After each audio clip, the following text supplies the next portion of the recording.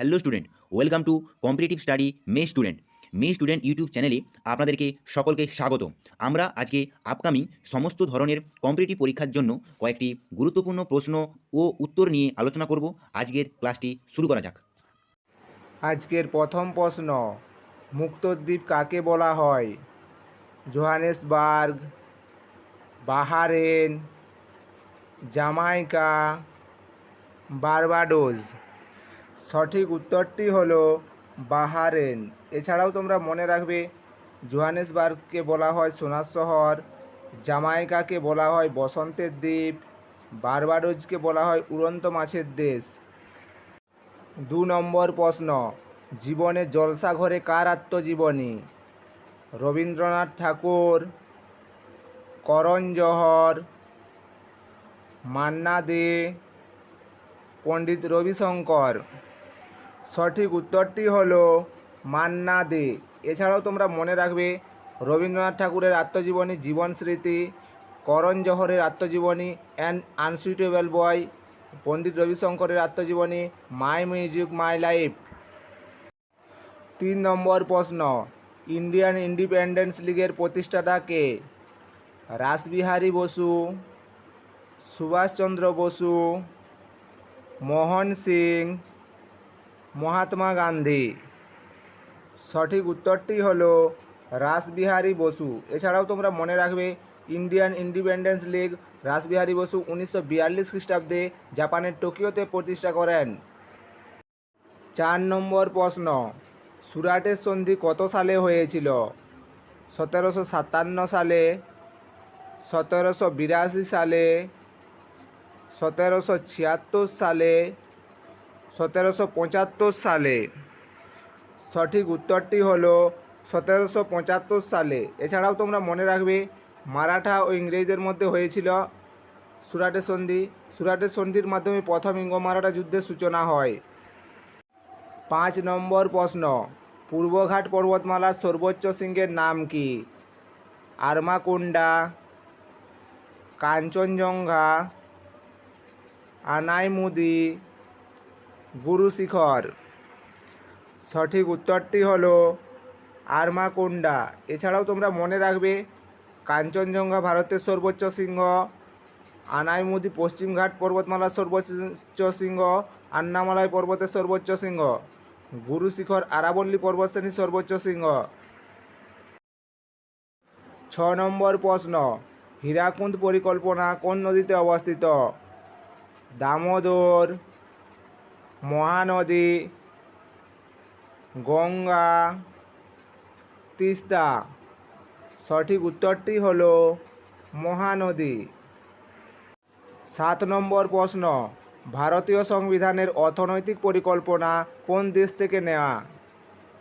Canada, Britain, Russia, Germany.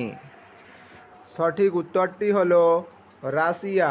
এছাড়াও তোমরা মনে রাখবে, মৌলিক কর্তব্যসমূহ রাশিয়া থেকে নেওয়া হয়েছে।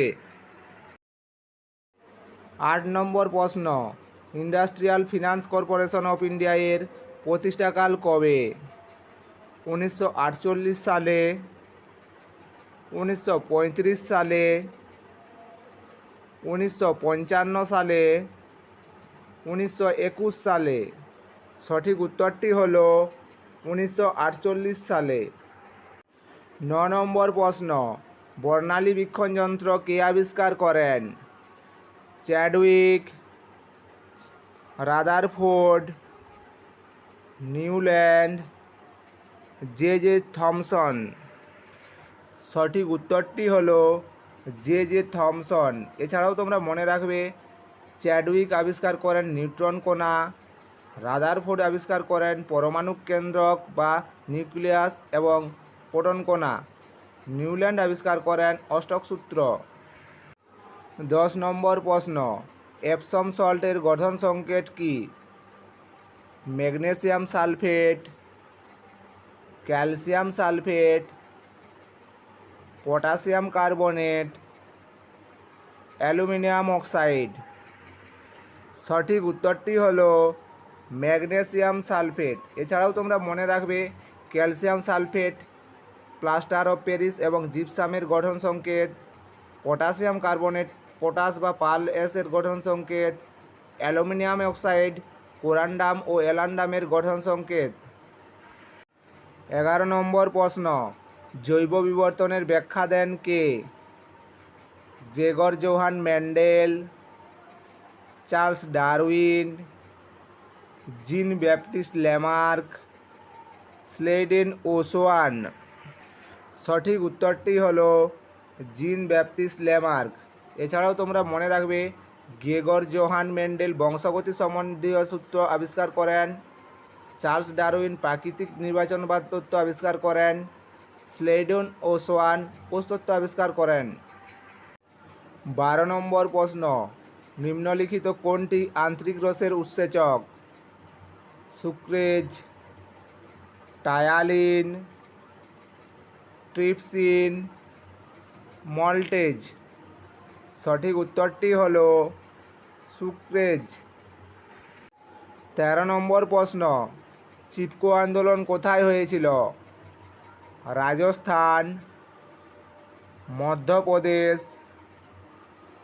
বিহার, উত্তরপ্রদেশ। সঠিক উত্তরটি হলো উত্তরপ্রদেশ। এছাড়াও তোমরা মনে রাখবে চিপকো আন্দোলন হয়েছিল 1970 সালে। এই আন্দোলনের উদ্দেশ্য ছিল গাছগুলিকে অলিঙ্গন করে বৃক্ষছেদন থেকে রক্ষা করা। চিপকো কথাটির আক্ষরিক অর্থ হলো আলিঙ্গন। উত্তরপ্রদেশের চামোলি জেলা থেকে শুরু হয়। মহিলাদের অধিক সংখ্যায় যোগদান ছিল এই আন্দোলনের প্রধান বৈশিষ্ট্য। এই আন্দোলনের নেতা ছিলেন সুন্দরলাল বহুগুণা। 14 নম্বর প্রশ্ন, প্রথম অলিম্পিক পতাকা উত্তোলন হয় কত সালে? 1900 সালে, 1908 সালে, 1920 সালে, 1928 সালে। সঠিক উত্তরটি হলো 1920 সালে। 15 নম্বর প্রশ্ন, অর্থাৎ আজকের শেষ প্রশ্ন, আন্তর্জাতিক পরিবার দিবস কবে পালিত হয়? 25শে এপ্রিল, 15ই মে,